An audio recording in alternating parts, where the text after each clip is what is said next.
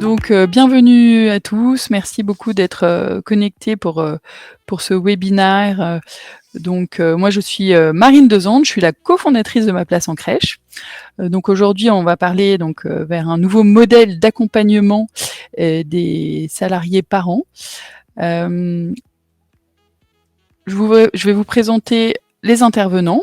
La première personne qui va parler, ce sera Karine Arquet, qui est la directrice qualité et parentalité de Ma Place en Crèche. Ensuite, nous aurons Cyrine Fievet, qui est responsable paye et administration chez Christian Louboutin. Et enfin, nous aurons Clotilde, qui est responsable commercial chez Nicomatic et qui s'occupe et qui est aussi responsable du collectif Les Parents. Donc, elle vous en dira un petit peu plus là-dessus. Donc, au sommaire de ce webinaire, d'abord Karine nous dira ce qu'est la parentalité en entreprise en 2021. Puis Cyrine et Clotilde nous diront comment le sujet de la parentalité est apparu dans leur entreprise, quelles sont les mesures qui sont mises en place, lesquelles sont les plus plébiscitées par les collaborateurs et quels sont les bénéfices de toutes ces mesures. Donc avant de démarrer, je voulais vous dire un petit mot pour ceux qui ne connaissent pas encore Ma Place en Crèche. Donc Ma Place en Crèche, depuis 2010, on aide les entreprises à mettre en place une politique parentalité sur mesure. Ça, c'est grâce à un service unique de réservation de places en crèche et à des services complémentaires que nous proposons pour accompagner tous les salariés parents. Parce que la parentalité ne s'arrête pas aux 3 ans de l'enfant. Donc on a une marque qui s'appelle Les Parents Zen, là, que vous voyez sur l'écran. Et ça permet d'accompagner les parents dès le début de la grossesse. Donc évidemment, ça commence par la réservation de places en crèche, à proximité du domicile des salariés. On a aussi des conférences, des ateliers et de la formation de managers.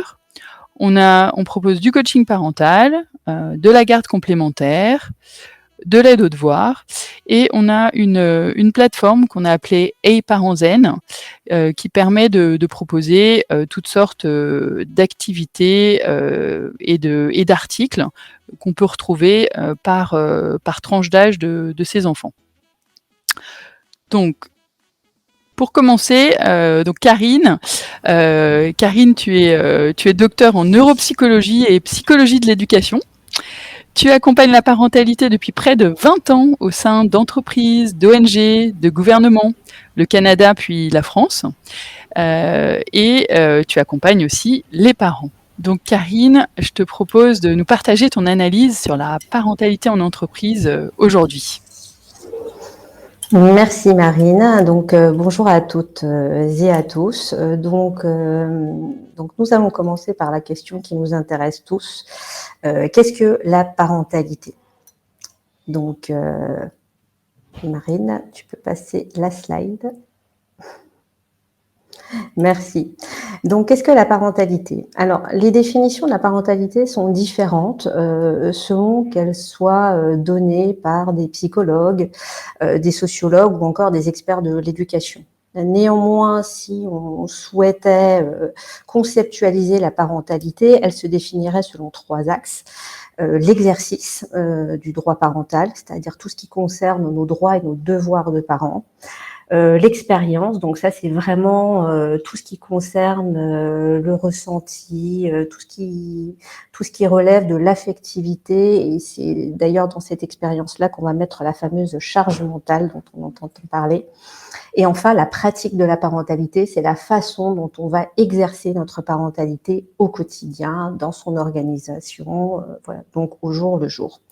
Donc ces 3 axes-là vont former la parentalité. Mais le mot parentalité, il faut bien savoir que le mot parentalité est un néologisme qui nous vient de la fin du XXe siècle et qui est issu de la sphère médico-psychosociale. C'est un long mot, mais c'est important, et qui se réfère à la parenté. Donc la parentalité, en fait, concerne tout bonnement la famille. Et si on part de ce concept-là, eh bien, on a tous une famille. Donc, nous sommes tous bel et bien des parents. Même si on n'a pas d'enfants de 0 à 3 ans, nous sommes tous concernés par la parentalité au sens large. Donc, on comprend beaucoup mieux toutes ces études qui sont faites sur l'importance de la parentalité, et notamment cette étude que vous pouvez voir à droite, qui nous vient de l'Observatoire de la parentalité en entreprise, qui a été réalisée en 2018, et qui nous dit que 89% des salariés ont des obligations familiales. Et ce 89%, c'est bien parce que nous sommes 100% à avoir une famille. Et parmi elles, 89% ont des obligations familiales, que ce soit par exemple pour nos aînés, que ce soit pour notre conjoint, notre conjointe ou nos enfants, parce que nous sommes tous le père, la mère, l'oncle ou la cousine de quelqu'un. Voilà, donc nous sommes tous concernés par la parentalité. Donc, la parentalité, eh bien, qu'est-ce que c'est que la parentalité aujourd'hui? La parentalité, donc, si c'est la famille, on voit bien qu'elle n'est pas née aujourd'hui. Elle n'est pas née avec la Covid. On en entend beaucoup parler avec la crise sanitaire, mais c'est simplement parce que la crise sanitaire l'a mis en avant, l'a mis sur le devant de la scène. Par contre, c'est sa façon de la vivre au quotidien qui, elle, est nouvelle. Pourquoi elle est nouvelle?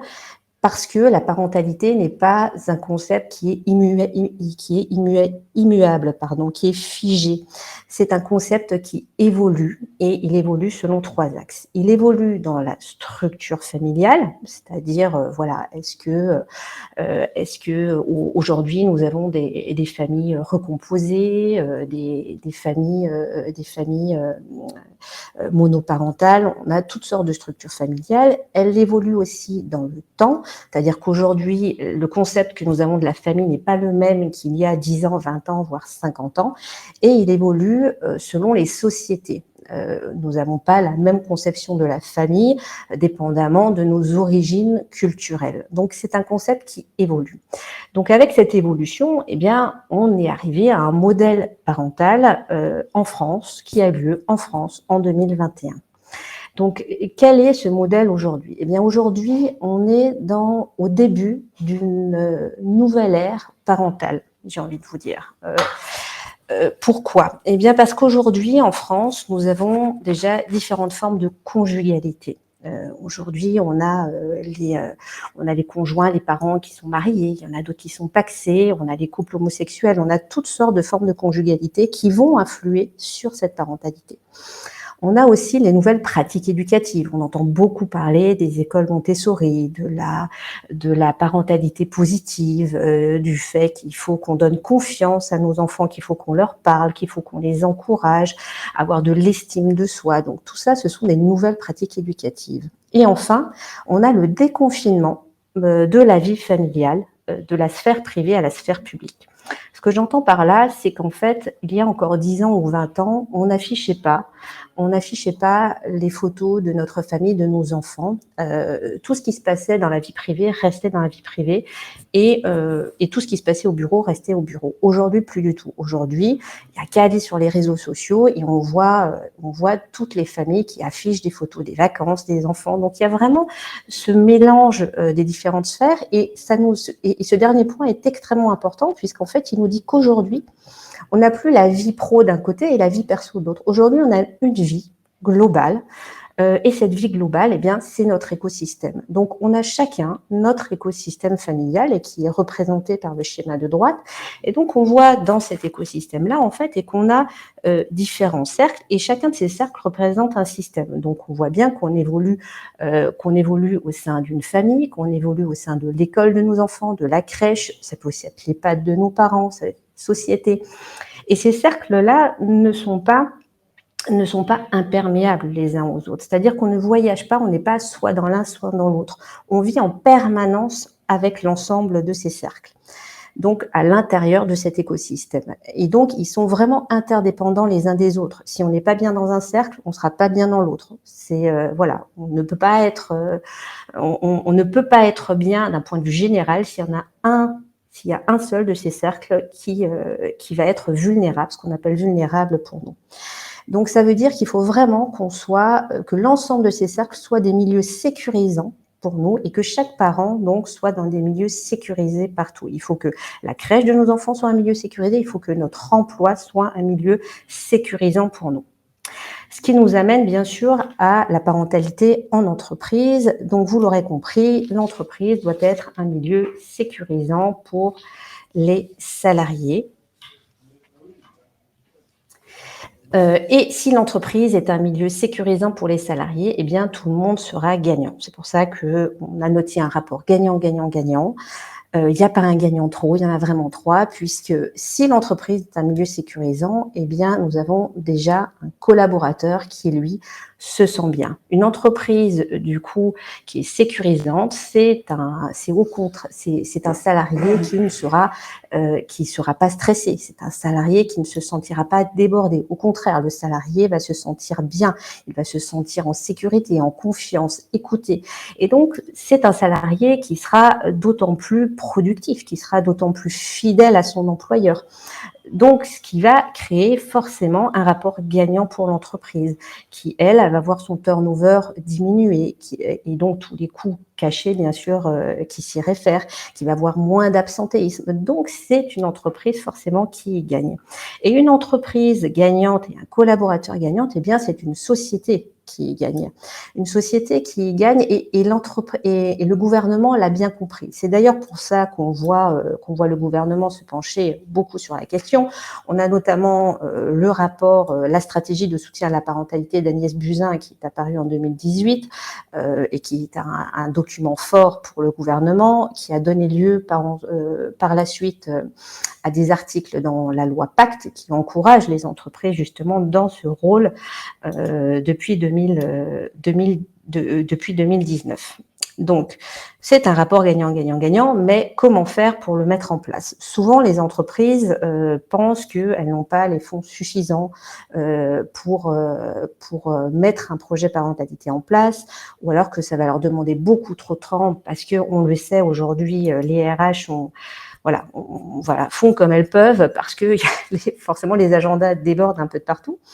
Et puis alors, c'est vrai que ça fait juste le petit truc en plus à mettre en place. Mais il faut savoir qu'il n'y a pas de petite action. Chaque mesure compte.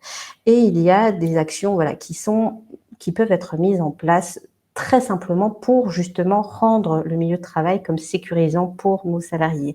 Il y a notamment, je pense, à la flexibilité des horaires ou encore au télétravail. Ce sont des petites actions qui peuvent être facilement mises en place. Donc, un projet parentalité, un bon projet parentalité, n'est pas forcément un projet coûteux ou un projet avec des dizaines et des dizaines d'actions.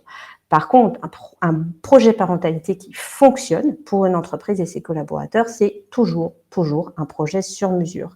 Pourquoi? Parce que les entreprises n'ont pas les mêmes enjeux, dépendamment qu'on ait un seul siège social à Paris ou qu'on soit en multi-siège, qu'on soit une entreprise de 50 salariés versus une entreprise de 5000 salariés, que la moyenne d'âge soit de 20 ans versus une moyenne d'âge de 50 ans, le projet ne peut pas être les mêmes parce que les attentes des collaborateurs ne sont pas les mêmes, les besoins des managers ne sont pas les mêmes.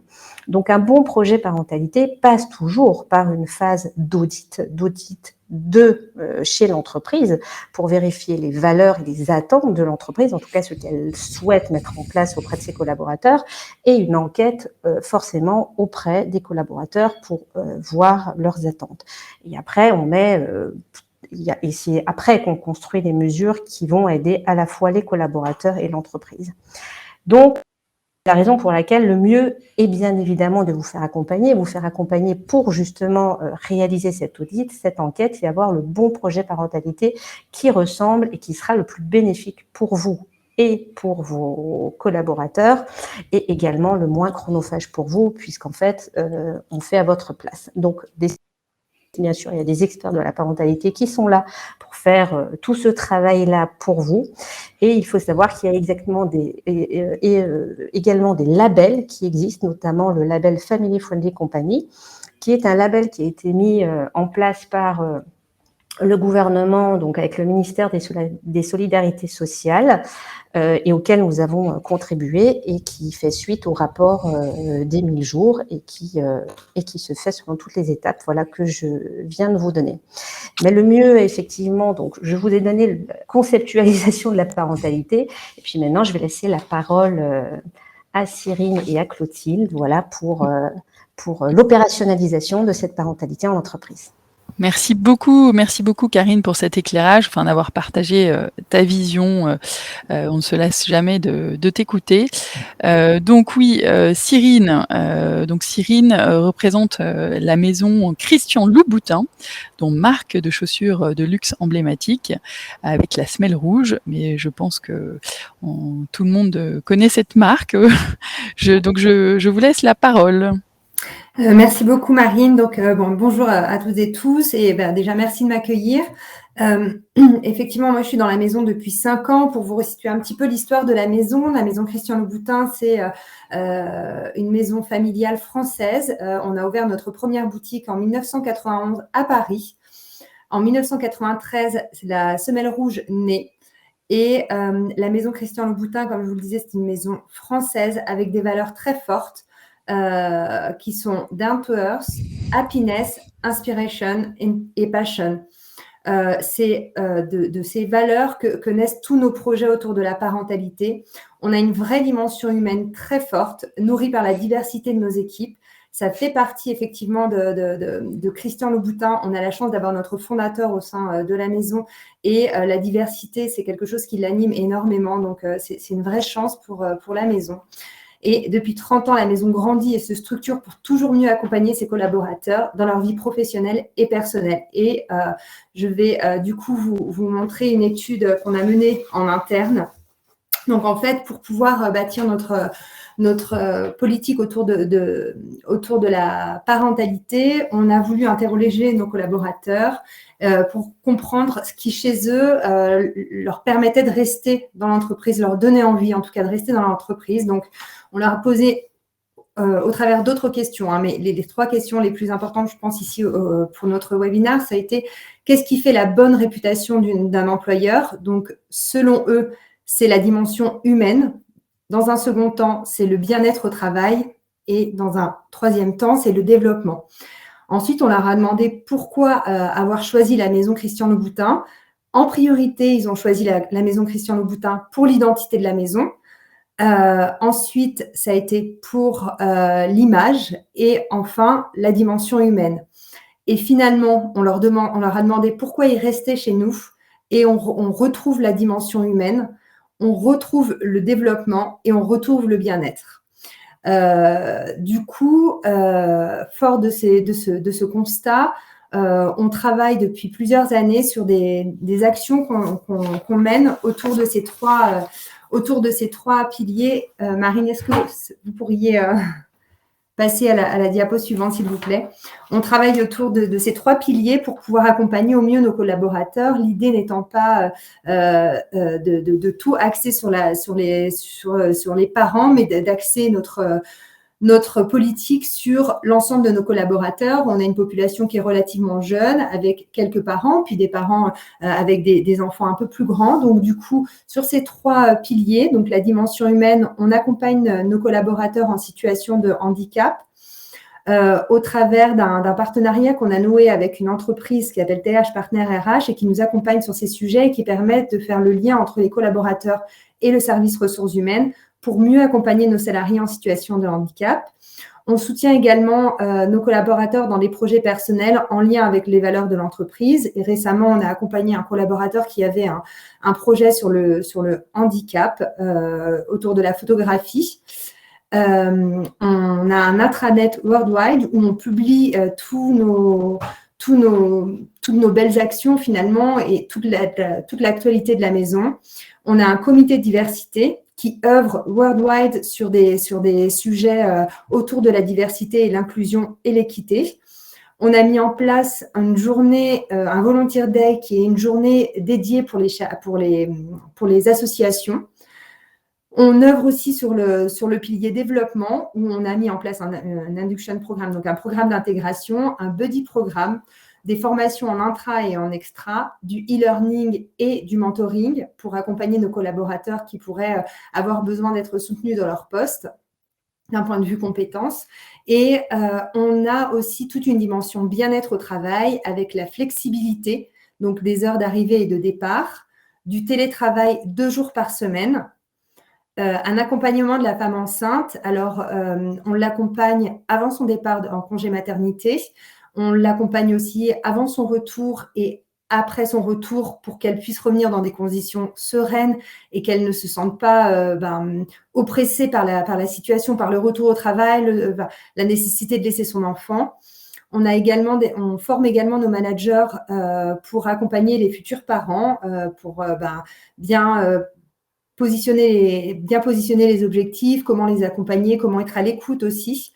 On a mis en place, avec ma place en crèche, des places de crèche. On a commencé par 3 places et puis on a fait une étude avec ma place en crèche et il s'est avéré que pour être optimal sur notre dispositif, il nous manquait 2 places par rapport à la demande de nos collaborateurs. Donc, on a cette année mis en place 2 nouvelles places. Donc, aujourd'hui, on a 5 places en crèche. Il faut savoir que la maison Christian Louboutin, c'est un petit peu moins de 300 collaborateurs en France. Donc, on a pris des places en crèche à hauteur de nos besoins aussi.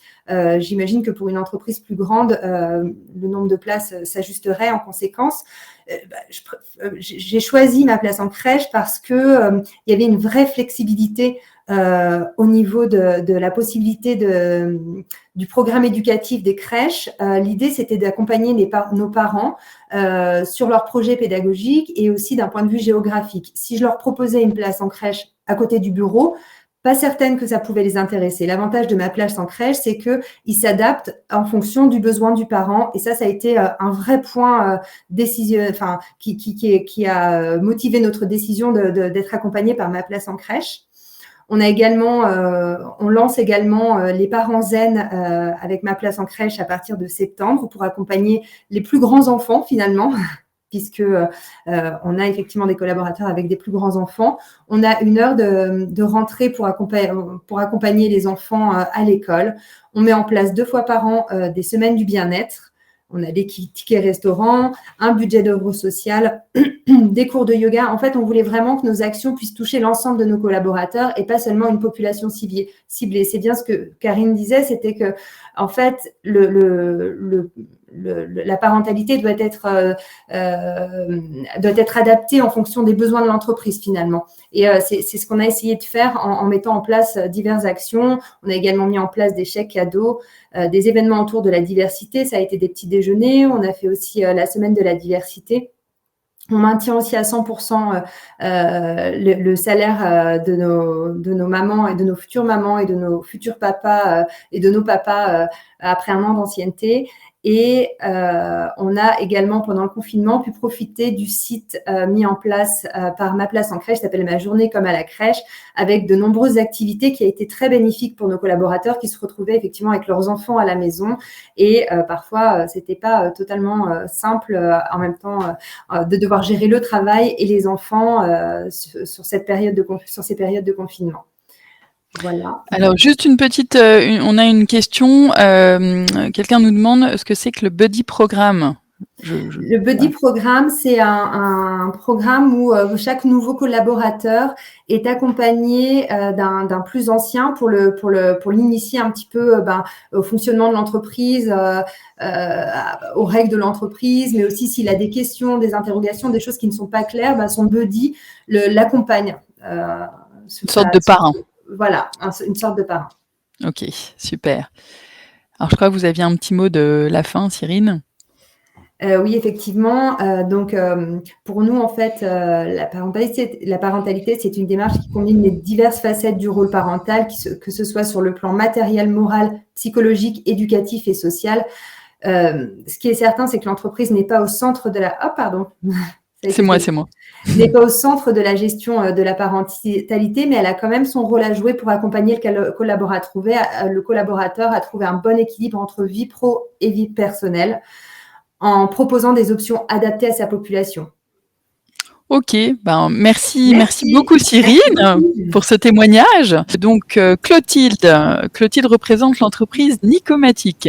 Donc c'est un groupe familial très innovant basé en Haute-Savoie. J'ai visité l'usine et je peux vous dire que c'est super impressionnant. Voilà, mais c'est un peu moins connu que Louboutin, mais voilà, elle gagne à être reconnue. Ça Alors, dépend par qui, Marine. il faut avoir des besoins technologiques, mais bon.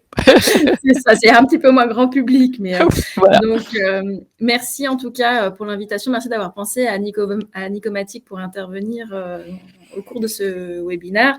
Effectivement, comme vous le disiez, Marine, Nicomatic est une entreprise toujours familiale qui existe depuis plus de 45 ans, qui est toujours gérée par la famille Nicolin. On a environ 350 salariés dans le monde, environ 200 en France, en Haute-Savoie. Et effectivement, si Nicomatic n'est pas connu par le grand public, c'est quand même une marque de connecteurs qui est bien connue des industriels de la défense et de l'aéronautique pour proposer des connecteurs de haute qualité. Donc, on a quand même un lien avec Christian Louboutin, qui sont des connecteurs qu'on peut facilement personnaliser. Voilà. Donc, voilà, parfait. Et comme je le disais un petit peu en introduction, on est un plus dans l'industrie avec, on s'adresse à des marchés comme la défense, le spatial, l'aéronautique civile, et aussi le médical ou l'énergie. Voilà pour un peu la big picture de Nicomatic. L'entreprise se démarque particulièrement par, outre ses produits, ses solutions proposées, par son style de management. Ça a fait maintenant une petite dizaine d'années que le management a été vraiment remis à plat. Ça a commencé au départ par la mise en place de l'entreprise libérée. Et l'un des 4 fondamentaux, en fait, c'était d'abord la confiance, en fait, qui était d'abord de management à salariés, et puis après entre salariés. Un des exemples, en fait, assez marquants quand on parle de l'entreprise libérée, soit à d'autres entreprises ou alors même à nos clients, ça a été la disparition, par exemple, des badgeuses où que ce soit au sein de l'entreprise. Donc, c'est vraiment un bel exemple, en fait, de confiance qui existe au sein de Nicomatic. Ensuite, un deuxième pilier, ça a été vraiment le développement de l'autonomie, différentes strates de l'entreprise, en partageant des objectifs qui ont du sens pour que tout le monde s'approprie, en fait, d'abord les valeurs de l'entreprise. C'est vraiment, en fait, le collaborateur qui sait, qui a l'expertise, qui fait. Donc, ça, on en reparlera plus tard quand on parlera parentalité. Mais voilà, l'autonomie est quelque chose d'extrêmement important et c'est une notion sur laquelle Nicomatic travaille encore aujourd'hui. Ensuite, troisième pilier, c'est d'inspirer les salariés. Alors, ça passe par, évidemment, un partage de la vision et des valeurs de l'entreprise. Et c'est aussi, ça passe par la co-construction de la stratégie. Donc, il y a la co-construction de la stratégie de Nicomatic, mais après, la stratégie des différents services qui est construite par les salariés. Enfin, voilà, c'est des piliers qui sont très importants. Enfin, on a une culture qui est vraiment centrée client. On parle aujourd'hui de culture customer-centrique et aujourd'hui, il y a tout un volet qui est un peu le pendant de cette culture customer-centrique qui est l'expérience collaborateur qui est en train d'être mise en place chez Nicomatic et ce sont les collaborateurs qui travaillent sur ce projet. Et enfin, dernier quatrième pilier très important, c'est inspirer le bien-être des salariés. Ça a commencé il y a maintenant 5 ans par l'ouverture d'une microcrèche sur le site de Nicomatic avec une dizaine de places. Une dizaine de places disponibles et qui permet aux collaborateurs qui en font la demande d'avoir une place pour leur enfant. Il y a des cours de sport qui sont proposés de manière hebdomadaire, donc 2 fois par semaine, je crois, le mardi et le jeudi, il y a des sports. Alors, pardon Marine, vous pouvez revenir avant, voilà. Et puis enfin, toujours une mesure dont tous les collaborateurs bénéficient, ce sont des horaires de travail flexibles, comme chez Christian Louboutin. Tout le monde en bénéficie. Voilà. Et puis maintenant, je vais faire un focus sur les mesures dont les collaborateurs parents bénéficient. Donc, j'en ai parlé un petit peu sur ma slide précédente. Il y a une mise à disposition d'une dizaine de berceaux avec en bénéfice, en plus d'avoir le luxe de ne pas avoir à chercher de place disponible dans une crèche, par un prix pour les parents moins important que celui qu'on pourrait avoir dans une crèche municipale. Donc, c'est vraiment un super avantage pour les salariés parents. Et puis, on s'est assez vite rendu compte, l'entreprise grossissant, que 10 places dans une micro-crèche sur site n'était pas suffisant. Donc, on a fait appel à Ma Place en Crèche pour, en plus, avoir des berceaux proches des domiciles des salariés.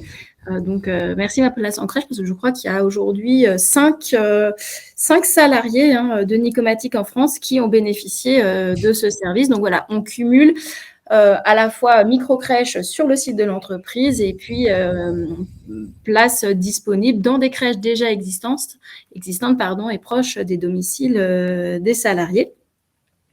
Et il y a également un groupe de parents qui s'est formé chez Nicomatic. On est là dans vraiment celui qui sait, qui fait, celui qui est concerné, qui fait. Donc, un collectif de parents qui existe chez nous. Et puis, on travaille sur un projet, un projet pédagogique pour la micro-crèche d'entreprise. Mais aujourd'hui, on va aller au-delà parce qu'il n'y a pas que les parents qui ont des places dans la crèche de Nicomatic qui seraient concernés. Pour voir un peu l'expérience au sein de l'expérience collaborateur, comment le collaborateur parent en fait articule sa vie pro, sa vie perso. Voilà. Et je vais terminer avec deux dernières mesures mises en place par Nicomatic. On a une organisation, c'est vrai, qui est facilitée avec des horaires flexibles, tout ça toujours basé en fait sur la confiance entre Nicomatic et ses salariés. Donc, c'est vrai que c'est assez pratique quand un enfant est malade, ça arrive assez souvent, qu'on doit prendre rendez-vous chez le pédiatre. Il y a vraiment une facilité accordée dans la gestion du temps de travail, notamment du temps de travail réduit, qui est demandé par un parent qui le souhaite, un passage par exemple à 90 ou à 80%. C'est quelque chose aujourd'hui qui est vraiment très commun et largement accepté. Des jours qu'on peut poser vraiment très facilement quand on doit s'absenter et qu'on ne peut pas travailler. Voilà. Et puis, facilité, voire soutien. Parce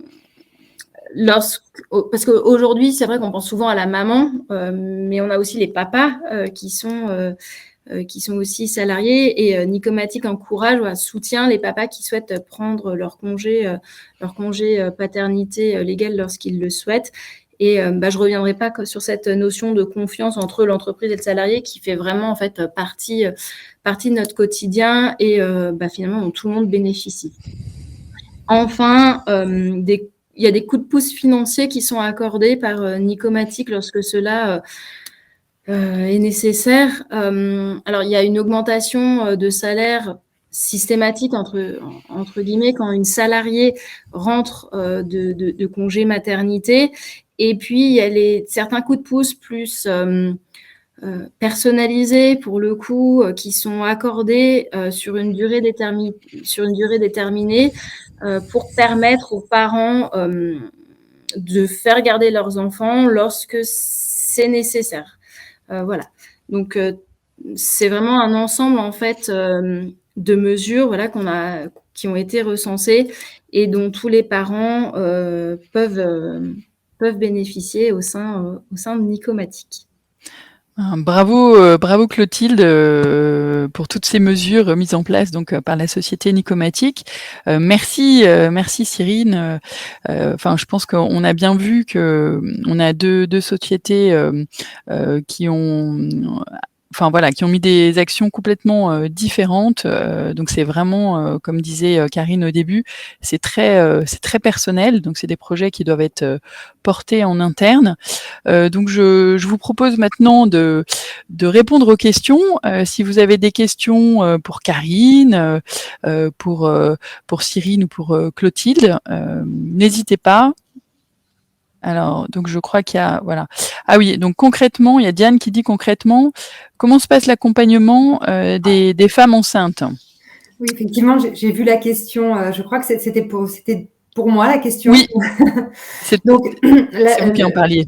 L'accompagnement de la femme enceinte, alors on fait un suivi pendant la grossesse de la personne et on adapte au besoin son poste de travail. Alors ça peut être une adaptation d'un point de vue matériel, mais ça peut être aussi une adaptation en termes d'horaire de travail ou en termes d'organisation du travail, à savoir faciliter le télétravail pour les femmes enceintes, pour leur limiter les déplacements et les temps de trajet. Au moment du départ en congé maternité, on fait un entretien de départ et on propose à la maman la possibilité de garder contact ou pas avec elle. Pourquoi ? Parce qu'il y a des personnes qui ont besoin d'être rassurées et qui ont besoin de garder contact avec l'entreprise et d'autres qui ont besoin de couper et de ne pas avoir de contact et elles reviennent à l'issue de leur congé maternité. Donc, on préfère faire la démarche en amont de leur proposer et comme ça, on sait à quoi quel est leur besoin et on n'est pas intrusif si on continue à prendre contact alors qu'elles veulent être tranquilles pendant leur congé maternité. Et d'un autre côté, on ne les laisse pas tomber si elles ont besoin d'être en contact avec l'entreprise pour se sentir sécurisées. Quelques semaines avant, on reprend contact avec elles pour organiser un déjeuner de reprise. Donc, soit on le fait avant leur retour si elles le souhaitent, sinon on le fait le jour du retour. Et au retour, on adapte les objectifs de notre collaboratrice en fonction de la fin d'année pour qu'elles ne se sentent pas submergées par les objectifs, le travail. On sait que la priorité, c'est quand même leurs enfants. L'arrivée d'un nouveau-né, ça bouleverse un équilibre familial. Donc, si en plus, on vient leur donner des objectifs complètement démesurés, on va les perdre. Donc, on adapte vraiment les objectifs. On demande aussi aux managers de leur donner un dossier dont elles s'occupaient avant leur congé maternité pour qu'elles puissent finaliser le dossier et donc avoir vraiment une bonne connaissance de leur dossier et avoir être vraiment en fil rouge sur le dossier. Et on fait à l'issue de leur retour des points réguliers jusqu'à ce qu'elles se sentent complètement réinvesties dans le travail. Mais en tout cas, on les lâche pas comme ça au retour de congé maternité parce qu'on sait que c'est pas évident. Ouais, super. C'est ce qu'on propose aussi, tout à fait. On traite ça de la même façon comme vous l'avez évoqué dans les parents zen et ça s'appelle retour parents zen. Et c'est assez apprécié, pas mal demandé. Je crois qu'on avait d'autres questions. Donc on a Geneviève qui nous dit, donc ça c'est aussi une question pour Louboutin, est-ce qu'une enquête de satisfaction a été faite en interne? Bonne question. Justement, c'était une enquête de satisfaction en interne pour le coup. Oui, qui avait donné ses résultats avec les fameux graphes. Mais la question était peut-être spécifique sur les places en crèche. Ou est-ce que vous avez fait, ou je sais pas, peut-être que la question c'était est-ce qu'il y a une étude de satisfaction qui a été faite après, plus récemment, pour savoir justement si ces actions sont appréciées? On n'a pas refait une étude, mais on sait qu'elles sont appréciées puisque on a les retours des collaborateurs et quand on met des actions en place, on fait, par exemple pour la semaine de la QVT, on fait aussi des questionnaires de satisfaction pour voir comment ça a été apprécié, est-ce que les ateliers ont été appréciés, est-ce que le format a été apprécié. Donc à chaque fois, on essaye effectivement de voir si on vise juste ou si on a besoin de se réadapter pour la fois suivante. Donc on suit au fur et à mesure. D'accord, très bien. Et Florine demande s'il y a des dispositifs pour permettre le maintien de l'allaitement. Alors, chez Nicomatic, est-ce que vous mettez ça en place aussi? Peut-être? Toutes les deux? À ma connaissance maintenant, je pense que si une salariée en fait la demande, il y aura une organisation prévue pour l'accompagner. Et chez Louboutin, chez la Christian Louboutin? Alors oui, effectivement, nous, on a déjà eu des demandes et on a déjà accompagné des mamans. Effectivement, les locaux font qu'on n'a pas un espace spécifique, mais par contre, s'il y a une maman qui nous demande à pouvoir maintenir l'allaitement, on lui réserve une salle de réunion tous les midis pour qu'elle puisse allaiter tranquillement et à l'abri des regards, si je puis dire. Voilà, et il faut un congélateur, Oui, une voilà. petite place disponible dans un congélateur. Effectivement. Et Eléa demande, donc elle remercie pour ce partage et elle demande si vous avez mis en place des actions pour accompagner également les salariés aidants. C'est vrai qu'on n'en a pas parlé, mais c'est quelque chose qui est assez demandé. Voilà, nous on se penche sur la question également avec les parents zen. Karine, peut-être que tu peux nous en parler parce que c'est aussi quelque chose qui t'intéresse beaucoup. Oui, tout à fait, Marine. Le salarié aidant, bien évidemment, c'est comme j'ai dit avant, on a aussi des aînés dont on s'occupe. Donc, ça peut être. Donc, en fait, le salarié aidant, c'est lorsqu'on s'occupe de quelqu'un qui nous est proche. Ça peut être, par exemple, un conjoint malade, un enfant handicapé, et donc qui fait qu'on a ce rôle d'aidant en plus à jouer dans toutes nos, en fait, et dans notre vie. Donc c'est quelque chose qui est extrêmement épuisant pour une personne, parce qu'en fait c'est du H24, hein, ça ne s'arrête jamais, c'est 24 heures sur 24, 7 jours sur 7, 365 jours par an. Donc en fait souvent les mesures qu'on met en place pour les salariés aidants, c'est bien souvent à la fois des aides administratives pour les guider, parce que déjà rien que de rentrer dans un circuit de salariés aidants, c'est très compliqué financièrement, administrativement parlant. Donc déjà, comment est-ce qu'on le guide dans ces démarches pour lui sauver du temps, entre guillemets. Et après, il y a lui offrir des moments de répit. Donc, il y a des organismes qui sont spécialisés dans ces moments de répit, ou alors ça peut être sur des heures dans la journée pour permettre à la personne de prendre du temps pour soi, ou alors ça peut aussi être sur des plus longues périodes pour permettre aux salariés aidants de prendre des vacances.